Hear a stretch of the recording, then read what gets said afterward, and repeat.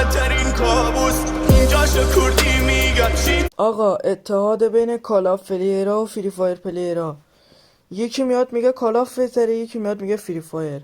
اما اون کیه که بگه آقا خوبیای گیمتونو بگین؟ شاید یه فری فایر پلیر یا یه کالاف پلیر دوست داشت بره سمت فری فایر یا برعکس. نه اینی که بیاین بگین آقا کالاف بهتره یا فری فایر. عاشق همتونم، من فقط میخوام اتحادتون رو ببینم.